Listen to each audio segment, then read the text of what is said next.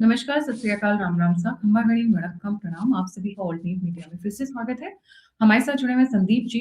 अर्नब गोस्वामी का मुद्दा तूल पकड़ता हुआ जा रहा है, ठंडा नहीं हो रहा है और अब राज निकलने शुरू हो चुके हैं कि आखिर क्यों उनकी जो लाइन एंड लेंथ या दिशा है वो एकदम से बदल गई है।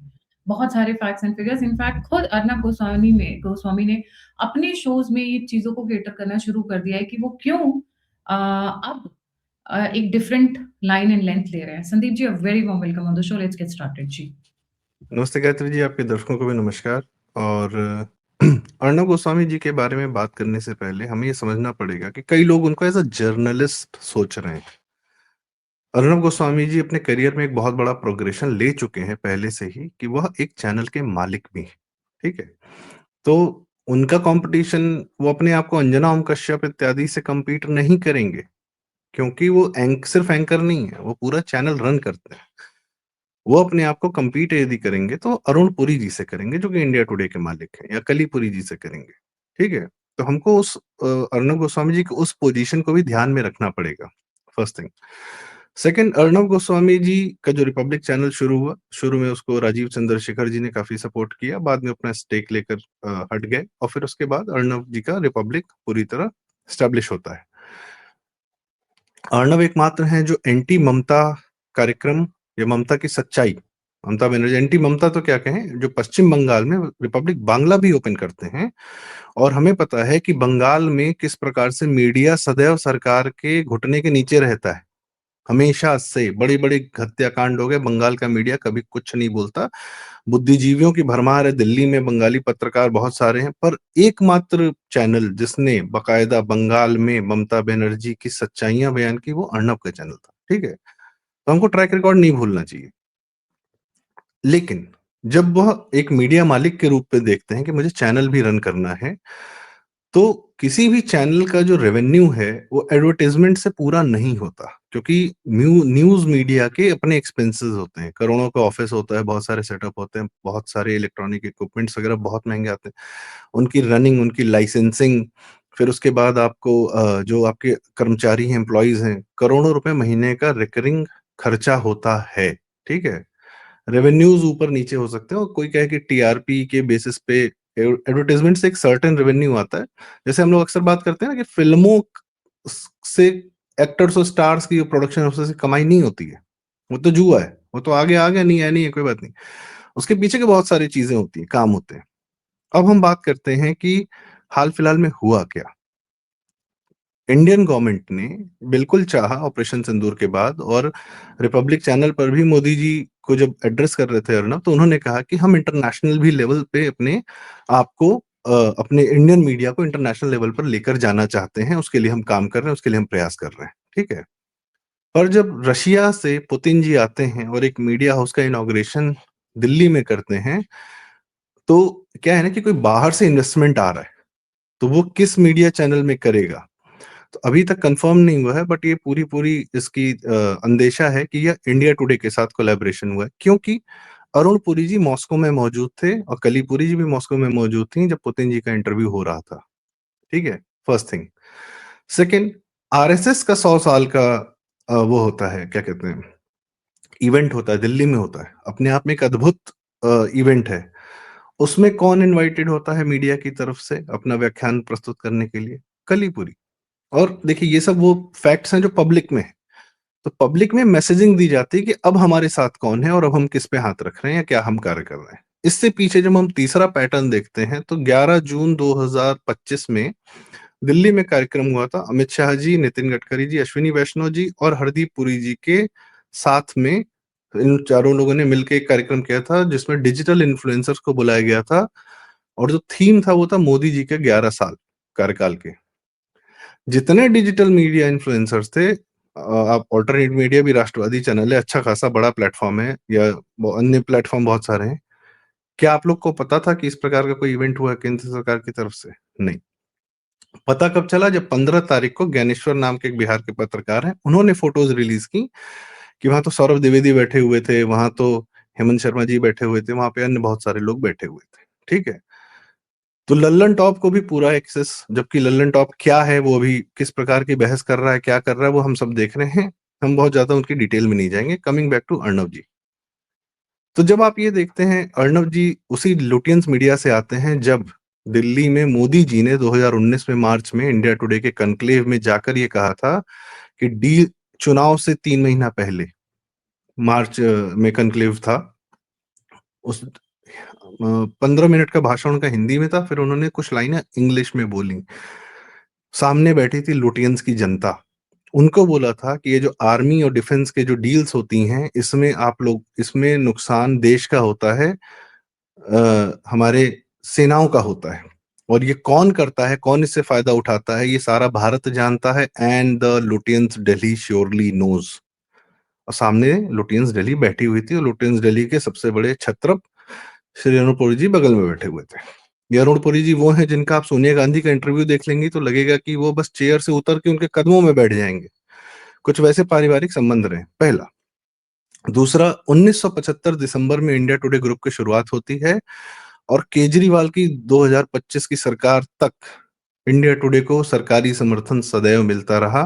केंद्र का नहीं तो उस राज्य का मिलता ही रहा, और पूर्ण रूप से आम आदमी पार्टी की सरकार थी। केजरीवाल का इंटरव्यू 3-3 लोग लेके बैठ, मतलब लगता था कि वो बहुत बड़ा प्रधानमंत्री से बढ़कर है, तो इंडिया टुडे के 3 एंकर्स उसका इंटरव्यू लेते थे। इस तरीके का समर्थन हासिल था इंडिया टुडे और आम आदमी पार्टी को। और आम आदमी पार्टी पर एक बहुत बड़ा आरोप लगा कि मीडिया पे उसने बहुत पैसा खर्चा किए, उसका बहुत बड़ा बेनिफिशियरी इंडिया टुडे ग्रुप रहा। ठीक है, अब उसकी एक व्हाइट पेपर जब रेखा गुप्ता जी निकालेंगे तो डिटेल्स निकल के आएगी कि किस चैनल को कितना पैसा दिया गया, तो ये एलिगेशंस रहेंगे तब तक। अब जब अर्णब गोस्वामी ये देखते हैं कि भाई यहाँ तो पूरा हम किस प्रकार से लोहा ले रहे हैं, हम जेल गए, पर्सनल भी अर्णब गोस्वामी ने व्यक्तिगत सब कुछ लिया। मुझे ऐसा लगता है कि इस प्रकार की नजदीकियां देखते हुए कहीं ना कहीं कुछ पता चला होगा कि भाई कुछ डील्स फाइनल हो रही है, कुछ इंटरनेशनल चीजें पुश की जा रही हैं, उसमें इंडिया टुडे फिर से बाजी मार रहा है, जो कि हमेशा से एंटी भाजपा एंटी आरएसएस रहा है। एंटी भाजपा कैसे रहा, एक बात और बताता हूँ। इंडिया टुडे ग्रुप का बहुत बड़े जर्नलिस्ट रहे राहुल कंवल। योगी जी के सीएम बनने के बाद 2017 के बाद वह गोरखपुर मंदिर जाते हैं, गोरखपुर में जाते हैं राहुल कंवल, गोरखनाथ मंदिर के बाहर खड़े होकर क्या रिपोर्ट करते हैं, यहाँ तो जाति पूछी जा रही मंदिर में जाने से पहले। झूठी रिपोर्टिंग, विशुद्ध झूठ। ये किया उस राहुल कंवल ने। योगी जी के मुख्यमंत्री बनने के तुरंत बाद गोरखनाथ मंदिर पर आरोप लगाया कि हाँ, और जबकि हम लोग जानते हैं गोरखपुर के रहने वाले कि भैया वहां चला जाए कोई, वो सिर्फ मंदिर नहीं है, वो मठ है, वो पीठ है, वहां पे समाज के सब लोग जाते हैं। और जो शांतनु जी अक्सर कहते हैं कि वहां तो बाबा का दरबार लगता था जब वो मुख्यमंत्री भी नहीं थे, सारी जनता का सारा और मंदिर और जहाँ पे योगी जी मिलते हैं एकदम बगल में कैंपस के अंदर है। तो ये झूठ फैलाने का काम राहुल कंवल वगैरह ने किया था उस समय। और यही राहुल कंवल केजरीवाल की सरकार हटने के बाद तुरंत बाद 2 महीने के अंदर इंडिया टुडे छोड़कर एनडीटीवी चला जाता है, जहां पे अडानी का नया नया पैसा आया है। अडानी भी इन्वेस्ट करते हैं तो एनडीटीवी में करते हैं, सैकड़ों करोड़ रुपए का जो भी है, ठीक है, उस ब्रांड को रिबिल्ड करते हैं। लेकिन अभी तक कोई बहुत प्रो नेशनलिस्ट या कोई बहुत वैसा एनडीटीवी ने अपना कुछ नया चमत्कार नहीं दिखाया। एज अ चैनल वो तो, एग्जिस्ट कर रहे हैं बस। तो और उसमें आपका दिल्ली कहने का कि इंडिया टुडे को जो फेवर्स मिल रहे हैं गवर्नमेंट से, या फिर जो एक्सेस मिल रहा है, फेवर्स छोड़ दीजिए, एक्सेस जो यस, मिल रहा है, वो अर्नब गोस्वामी अपने लिए चाहते हैं, इस वजह से नहीं, वो एक असर कारण हो सकता है। वो के अर्णव कारण। गोस्वामी चाहते हैं या नहीं चाहते हैं मुझे नहीं पता, ठीक है, वो एक कारण हो सकता है। अभी इस मीडिया स्पेस में क्या है ना, मीडिया में भी जो लोग देखिए, जो एंकर्स होते हैं, जो सेलिब्रिटीज हो जाते हैं, जिनके चेहरे पर चीजें चलती हैं, वहां ईगो भी होता है। ठीक है, हो सकता है, कोई बड़ी बात नहीं है। अर्णव जी का जो ट्रैक रिकॉर्ड रहा है अद्भुत रहा है। लोग उनके डिबेट को कुछ बोलें, कैसा बोलें, पैशनेट बोलें, चिकम चिल्ली बोलें, मुझसे फर्क नहीं पड़ता। वो एक न्यूज प्रेजेंट करने का तरीका है, और ठीक है। दूरदर्शन वाला भी कोई अच्छा था, क्या था, अलग अलग प्रकार के ऑडियंसेस को अलग अलग चीजें समझ में आती हैं। तो हम अचानक से अर्णव जी को पूरी तरीके से खारिज नहीं कर सकते। बट द पॉइंट इज, हमें जानने की कोशिश तो करनी पड़ेगी कि यह बड़ा बदलाव हो क्यों रहा है, इतना बड़ा बदलाव आ क्यों रहा है। और खासकर तब जब भारतीय सरकार को, स्वयं भारत को, सिर्फ सरकार को नहीं, भारत को प्रो भारत लोग चाहिए ही चाहिए उनकी बात रखने के लिए सामने, आपको दुनिया को बताने के लिए। क्योंकि ऑपरेशन सिंदूर में एक आरोप ये लगता है कि नैरेटिव वॉर आप हार गए। मुझे नहीं लगता नैरेटिव वॉर हारे हैं, क्योंकि खबर जितनी जानी थी उतनी गई, जितनी माननी गई थी उतनी मानी गई। और वॉर में इंफॉर्मेशन उतना मैटर नहीं करता है कि आपने एक्चुअल काम क्या किया, क्या बताने क्या नहीं बताने, वो सरकार बेहतर जानती है। ठीक है, हमें ये पता है कि हमारे यहाँ इतने ड्रोन्स आए थे, एक भी नहीं वो हमारा हमला कर पाए, और हमने वहां पे एयरबेसेस का क्या हाल किया उसको हमारे आर्मी ने, हमारे सब लोग आए थे बताने के लिए, हमने वह देखा, हम वो मानते हैं, दैट्स इट। इसके अलावा अगर किसी को तीसरी चौथी पांचवी बात माननी हो तो वो स्वतंत्र है, पर हमारी आर्मी स्वयं आकर बता रही हमने ये किया, हमने ये बचाया, ऐसे मौके पे तो हम आर्मी की ही बात मानेंगे, काम खत्म। लेकिन इंटरनेशनली क्या जा रहा है, वो मुनीर बोल रहा है, वो ठीक है, एक नैरेटिव वॉर, एक इंफॉर्मेशन वॉर तो आपको लड़नी ही पड़ेगी। आप सदैव जमीन पर रियलिटी में वॉर जीत कर काम नहीं चलता, आजकल दोनों का कॉम्बिनेशन चल रहा है जिसको फिफ्थ जनरेशन वॉरफेयर बोलते हैं। इस समय तो हमें ज्यादा से ज्यादा नेशनलिस्ट लोगों की आवश्यकता है मीडिया स्पेस में, नैरेटिव वॉर में, और यूट्यूब पे और बाकी सब बहुत लोग यह कार्य डेली बेसिस पर करते हैं, बहुत सारे चैनल्स करते हैं, दर्शक जानते हैं, दर्शक पढ़ते हैं, सुनते हैं, इंटरनेशनल लेवल के लोग भी सुनते हैं, बहुत सारे लोग हैं। तो इस समय में यदि pro Congress, pro Sonia, pro, अरे इंडिया टुडे ही तो है वो मैगजीन है ना जिसने राहुल गांधी को 20 बार लॉन्च किया है, हर साल एक बार लॉन्च करते हैं, लगातार करते रहते हैं। और अभी अब कोशिश राजदीप पूरी रहती सरदेसाई, है। और अब राहुल गांधी से हाथ पीछे हटा रहे हैं, राजदीप सरदेसाई की भावभंगिमा बातों में दिख रहा है, और इंडिया टुडे के भी कार्यकलाप में दिख रहा है कि राहुल गांधी से ये लोग हल्का सा पीछे हट रहे हैं और प्रियंका की तरफ जा रहे हैं, जो भी कर रहे हैं, उनको कांग्रेस की सेवा करने की आदत है। May be that's a plan कि भैया मोदी जी ने कहा कि कांग्रेस में टूट होगी, तो राहुल गांधी, जैसे केजरीवाल गायब हो गया ना, मीडिया स्पेस से गायब हो गया, वैसे ही यदि किसी नेता को मीडिया स्पेस से गायब कर दीजिए तो उसकी नेतागिरी थोड़ी दिन के लिए थम जाती है। इसमें एक्सेप्शन सिर्फ भाजपा है, जहां पे ऐसे ऐसे नेता हैं जिनको मीडिया स्पेस में आने की जरूरत नहीं। मनसुख मांडविया जी हैं, स्पोर्ट्स मिनिस्टर हैं, सी आर पाटिल जी हैं, अभी नवीन जी आए हैं, कौन जानता था, और जानने की आवश्यकता भी नहीं है, जो लोग अपना काम कर रहे हैं वो काम करते हैं, ठीक है।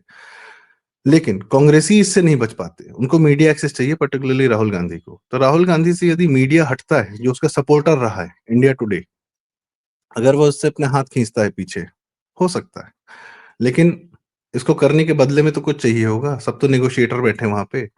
सो वी डोंट नो कि किस लिए भारत सरकार ये कर रही है, बस कुछ चीजें जो दिख रही हैं हम उसको कनेक्ट द डॉट्स करने का प्रयास कर रहे हैं कि आखिर ये समस्या आई कहां से होगी। सबसे मेन बात, अर्णव जी की सारी तारीफ के बाद, सारे उनके ट्रैक रिकॉर्ड के बाद, अर्णव एक काम गलत कर रहे हैं कि आप फर्जी केसेस को एजेंडा या अपने एक्टिविज्म का जरिया नहीं बना सकते, आप ध्वस्त हो जाएंगे। ये बड़े बड़े आए और बड़े बड़े गए, ठीक है। झूठ को आप पुश करके नहीं कर पाते, कर सकते। कुलदीप सेंगर का केस आपको लगता है कि एक रेप केस है जिसमें आपको एक्टिविज्म कर रहे हैं और मैं एक्टिविज्म कर रहा हूं और ये मैं कैंपेन चला रहा हूं, केस फर्जी है। इनके चैनल पर दीपिका नारायण भारद्वाज जी बैठ के बता चुकी हैं, और हमारे यहाँ आप जानती हैं बाबा रामदास जी लगातार इस पे बहुत साल से काम कर रहे हैं, पूरा पूरा केस फाइल्स और सारी चीजें चल रही हैं, ऑडियो फाइल्स उस लड़की की चल रही हैं जो कोर्ट में सबमिट है। सबके पूरे केस हिस्ट्री को आज जन जन जानता है कि विशुद्ध संदीप रूप से फर्जी संदीप केस जी, है, बिल्कुल। झूठ संदीप के जी, बल पर कैंपेन नहीं चलते। जी गायत्री जी। संदीप जी, अरावली को भी लेकर बहुत कुछ हुआ है, उसपे मैंने सेपरेटली आपके साथ ही एक शो में डिस्कस भी किया है। बट मैं यहाँ पर एक चीज़ पूछना चाहती हूँ, क्या आपको लगता है कि अर्नब गोस्वामी फ्लिप कर सकते हैं? लेफ्टिस्ट आइडियोलॉजी की तरफ जा सकते हैं? सब करें, उनकी जो इच्छा वो करें, जीवन में सब लोग, बहुत सारे लेफ्टिस्ट थे 2014 तक, उसके बाद राष्ट्रवादी हो गए। इनकी इच्छा अब जगी है, इनको कुछ समझ में आ रहा है कि अरे आइडियोलॉजी नहीं है, अपना चैनल है, जो भी है, मतलब मैं देखिए व्यक्ति, वो प्राइवेट ओनरशिप है, वो जो लाइन लेना चाहते हैं, तो मीडिया को एक लाइन लेकर काम करना है, ये वो दिखा रहे हैं, बता रहे हैं, तो ठीक है।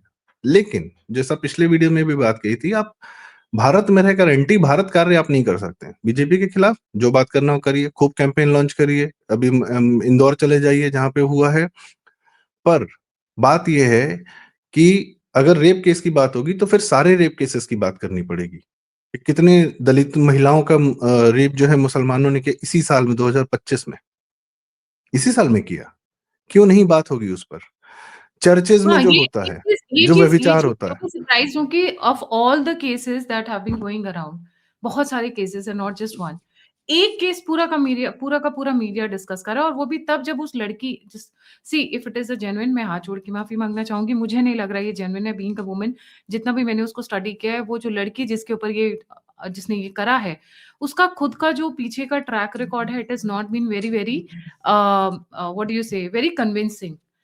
Evidences are not convincing. So is it कि बीजेपी के नेता हैं, पैसे निकलवा लो या ब्लैकमेल कर लो या बीजेपी की इमेज को टार्निश कर दो, ये चल रहा है या फिर देखिए, कुछ और पीछे कहानी चल रही है? जी। कोर्ट ने जमानत दी, कोर्ट ने किस कारण से जमानत दी है, कोर्ट से बात करिए। मर्डर केस में वो आदमी अंदर है, अभी भी अंदर है। बहुत सारे अन्य केसेस होंगे, माफियागिरी पे बात करनी है, उस आदमी को आपको टारगेट करना, करिए, बिल्कुल करिए, कस के करिए। हम भी चाहते हैं यूपी से जितने माफिया हैं वो सब समाप्त हो जाएं, ठीक है, दिस वे दैट वे, धीरे धीरे देर सवेर हो जाएं, खत्म हो। पर अगर एक आदमी को जमानत मिली है एक रेप केस में और उसके जो भी आरोप हैं, तो रवीश कुमार के भाई की भी बात होगी। फिर जो चर्च एक पादरी थे, उनको भी नन ने आरोप लगाया था। वो नन कहते कहते, नन ने तो आज तक आरोप वापस नहीं लिया अपना, और ना ही नन के पीछे कोई ऐसा ट्रैक रिकॉर्ड मिला जैसा इस लड़की के लिए मिल रहा है, ठीक है। पर उस चर्च के पादरी को जब छोड़ दिया गया तब तो उसका स्वागत भी मैं हुआ। मैं संदीप जी, सॉरी, मैं केस बेसिस पे ही जाऊँगी, पीछे क्या हुआ हम्म। उस पे नहीं। But hmm. मीडिया जब किसी सिर्फ एक केस के पीछे पड़ता है तो there is always an agenda. मैं ये यस। नहीं कह रही हूँ कि बाकियों में गलत हुआ या बाकियों में सही हुआ। आई एम श्योर लड़कियाँ विक्टिमाइज़ हैं and my sympathies with them, because कहीं न कहीं पैट्रियार्कल सोसाइटी है हमारी अभी भी और ये चीज़ें होती हैं। बट ये केस, इस पर्टिकुलर केस की अगर बात करें, तो इसी केस को क्यों उठाया जाना? Ignoring the rest. देयर इसमें is an agenda involved, there is an नहीं एजेंडा नहीं, इन्वॉल्व्ड। एंड कमिंग टू एक, Arnab Goswami's flip and flop, जो मैं कहना चाहूँगी Sandeep ji, if you allow me. Ji ma'am. मुझे ऐसा लगता है अर्नब गोस्वामी की जो इमेज है, it's always been pro nationalist. So hmm. कितना भी दूर वो जाएँगे पर लौट को घर ही आएँगे। हाँ। क्योंकि उनको लेफ्ट वाला कभी एक्सेप्ट करेगा नहीं और राइट उनको हमेशा खींचेगा, क्योंकि वो उनके एक बहुत बड़े माउथ पीस रहे हैं। उनकी जो जनता है, जो कोर जनता है, जो उन्हें देखती है, वो उनको दूर जाने नहीं देगी। देखिए, एक होता है आप पहले गैलरी के लिए प्ले करते हैं, आप जनता के लिए करते हैं, राइट? और एक टाइम ऐसा हो जाता है कि जनता जो आपकी है ना, वो आपको दूर जाने नहीं देती है कि आप हमारे साथ ही टिके रहोगे। That is a pull of the crowd.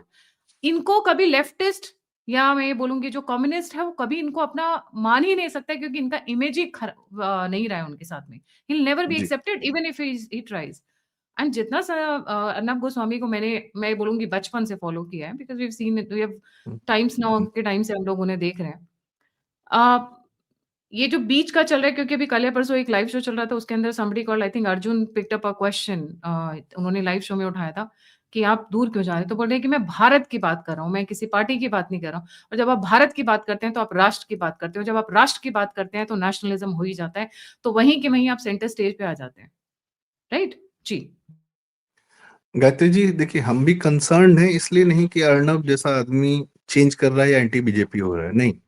हम भी ये कंसर्न है कि नेशनलिस्ट इंसान जो है और जिसने पर्सनल लेवल पे सारी चीजें झेल रखी हैं, वहां से निकला है, दिल्ली लुटेंस मीडिया से थोड़ा एक अलग कार्य कर रहा है, सेलेक्टिव जो नहीं था, या हमारा पक्ष भी दिखा रहा था।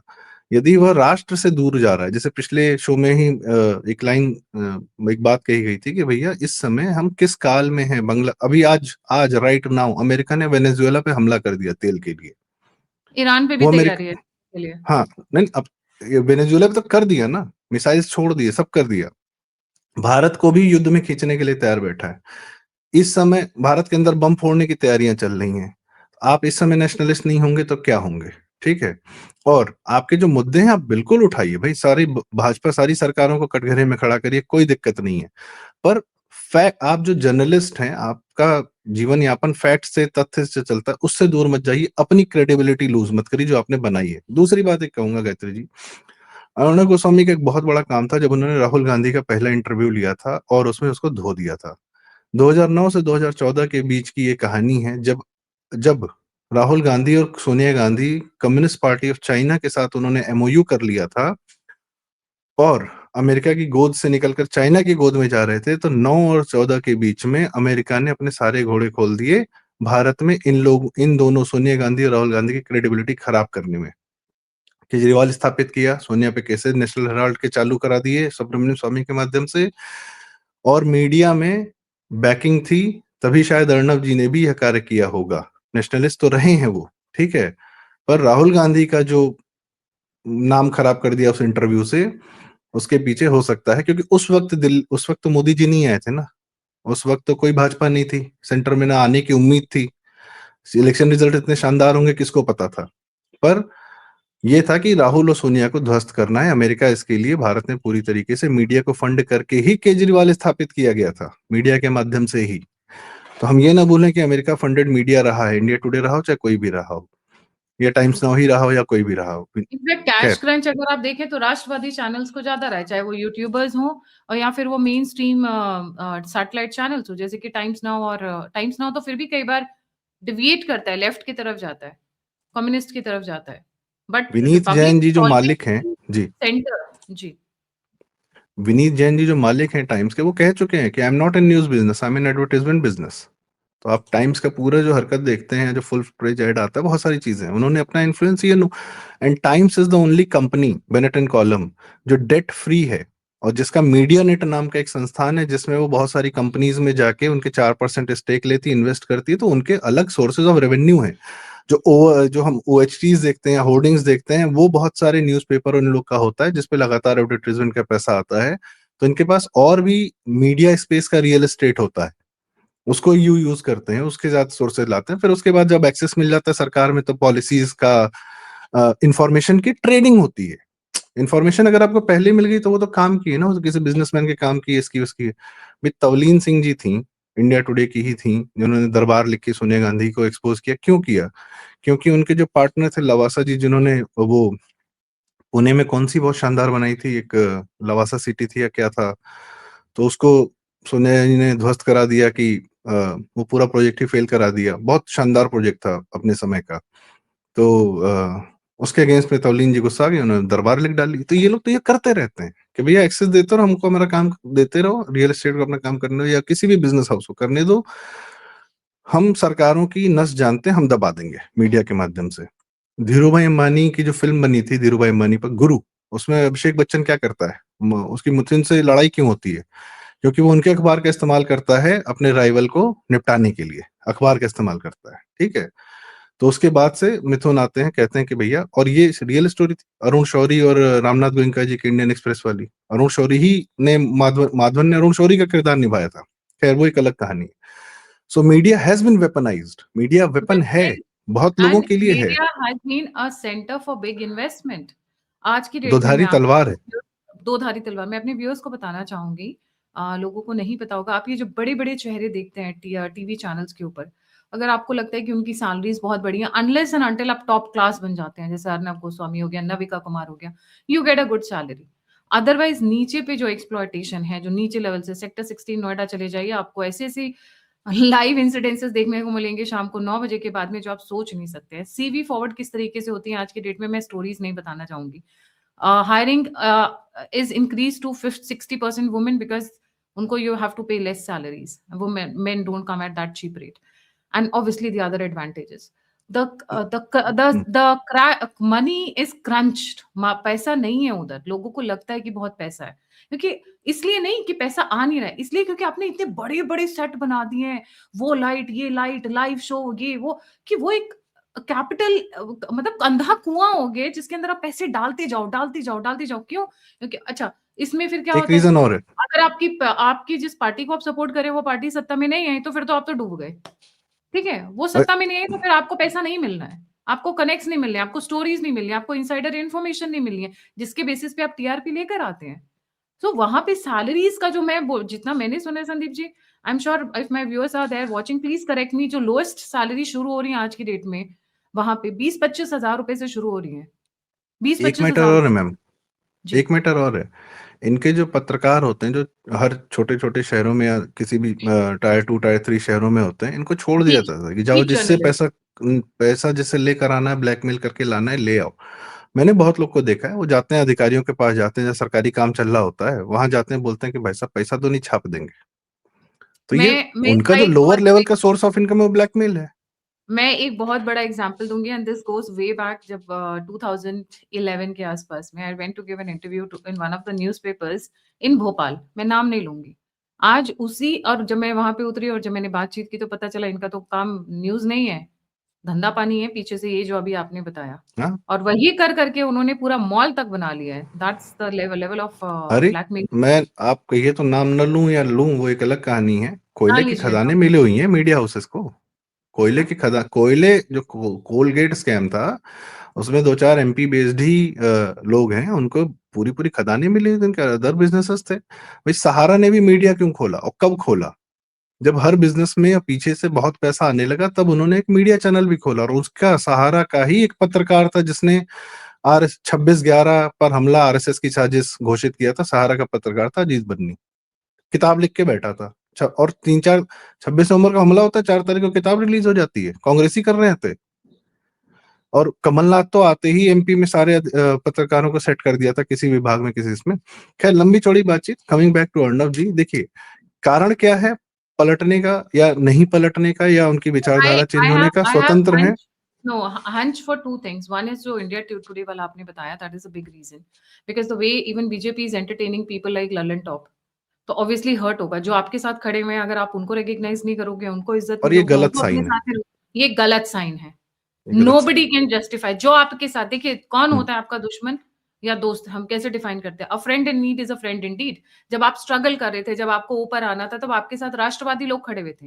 पर आज आप उनको बुला रहे हो जो लेफ्टिस्ट साइड के हैं। Nobody will appreciate that. ठीक है, हाँ, लेफ्टिस्ट इसमें ही बहुत नहीं सारी है, एंटी हैं वो जिस दिन एंटी। पावर सत्ता में आ गए आपको ध्वस्त कर देंगे, खत्म कर देंगे। सौरभ द्विवेदी का एग्जैक्टली, ट्वीट है ना, वो भाजपा एग्जैक्टली, वाला, सर्च एग्जैक्टली। करिएगा, हम नाउ कह नहीं सकते, वो इतना घटिया ट्वीट है कि हम लोग बोल नहीं सकते हैं। जी कहते जी। वो बीजेपी को कई बार लगता है, और उन्होंने कई बार अपने हाथ चलाए हैं कि हम उस साइड वाले लोगों को इस साइड ले आएंगे तो ये हमारे वफादार हो जाएंगे। सॉरी, इंसान वफादार नहीं होते, कुत्ते वफादार होते हैं।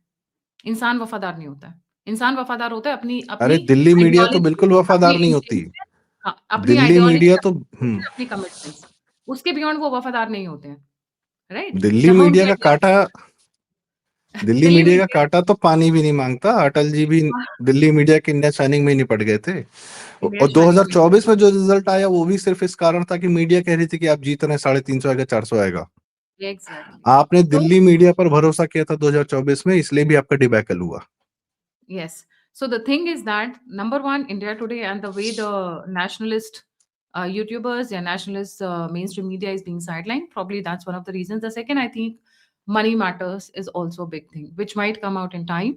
But I have a strong hunch, और जो मेरी एक दो लोगों से बात हुई है जो इस फील्ड में, इस सर्कल में है, वो ये बोल रहे हैं कि इस वक्त बड़े बड़े मीडिया हाउसेस पैसों के लिए परेशान हैं। बड़े बड़े मीडिया हाउसेस। मैं जी एक आखिरी संदीप बात कहना चाहूंगा Gayatri ji, I am a businessman, and अगर दलाली वाली मीडिया या कांग्रेस वाली मीडिया या जो गांधी मीडिया है, उसके अगर सोर्सेज ऑफ इनकम फिक्स हो सकते हैं, तो नेशनलिस्ट मीडिया को प्रॉफिट अर्न करना, उसके सोर्सेज ऑफ इनकम फिक्स होने चाहिए, दिस वे दैट वे, चाहे जैसे होना चाहिए। ठीक राइट, है, एग्री। बिना प्रॉफिट के सस्टेनेंस नहीं होता। कोई कहेगा कि पत्रकार हैं तो अपना आमदनी हो चाहे ना हो, खर्चा जरूर होता है, और खर्चा बिल्कुल सही। होना पड़ेगा इन्फॉर्मेशन में। मैं ये सरकार की जिम्मेदारी नहीं देता हूँ, You are in मैं कहता हूँ information दिस, warfare. मुझे नहीं ऑपरेशन पता क्या सिंदूर रेवेन्यू हम भी। मॉडल है, पर there has to be a revenue model, Sandeep ji, sustainable revenue model. Operation Sindoor में किसने बचाया है? इज्जत किसने बचाई है ऑपरेशन सिंदूर में? आप, मैं, हम जैसे जितने भी राष्ट्रवादी यूट्यूबर्स हैं, या फिर मैं बोलूंगी अर्नब का भी उसमें बहुत बड़ा हाथ है, ऐसे दो चार चैनल्स ने। नहीं तो पाकिस्तान तो जबरदस्त इंफॉर्मेशन वॉरफेयर खेल रहा था। कल उनका लश्कर का एक बंदा मारा गया जो कि मीडिया हेड था। दूसरा, आपके लल्लन टॉप जैसे लोग तो क्वेश्चन पूछ रहे थे, कहां मिसाइल गिरी, रफेल कहां गिरा, ये उल्टे अरे सवाल पूछ रहे धुरंधर को प्रोपेगेंडा बता रहा है ललन टॉप, थे। अभी एक एग्जैक्टली। महीना पहले की कहानी है। और एक आखिरी बात कहूंगा, अर्णव जिस प्रक्रिया में जेल गए थे, जिस केस में, उस केस में actual involvement India Today group का था, टीआरपी मैनिपुलेशन वाले गेम में, एग्जैक्टली। इसलिए उसमें India thank you today so का मच। नाम था। जी। जी, thank you so much Sandeep भाई फॉर जॉइनिंग। जाने से पहले व्यूअर से रिक्वेस्ट है, प्लीज लाइक, सब्सक्राइब और शेयर करना ना भूले। देखिए हम लोग भी बड़ी बड़ी मुसीबतों से निकलते हैं, आपको अंदाजा नहीं होगा। यहाँ पे बैठते हैं, बातें करते हैं, तो उसका जो रिपरकशंस होता है ना, पीछे से क्या क्या आता है, वो हम ही लोग जानते हैं। प्लीज लाइक, सब्सक्राइब और शेयर जरूर करें, उससे बहुत इंकरेजमेंट, बहुत मोटिवेशन मिलती है। आप लोगों का 8 लाख तक का सफर जो आप लोगों ने मेरे को कराया, उसके लिए बहुत बहुत धन्यवाद। आप लोगों का भरोसा, जैसा कि मैं हमेशा कहती हूँ, दो चीजें लौट कर कभी नहीं आती हैं, trust and time. And I मेरी यही कसम है कि मैं वो ट्रस्ट को मेंटेन रखूं, no matter what the price. आप लोगों का सहयोग, आशीर्वाद बस हमेशा बना रहे। इसी के साथ जय हिंद, जय श्री राम। हर हर महादेव। हर हर महादेव।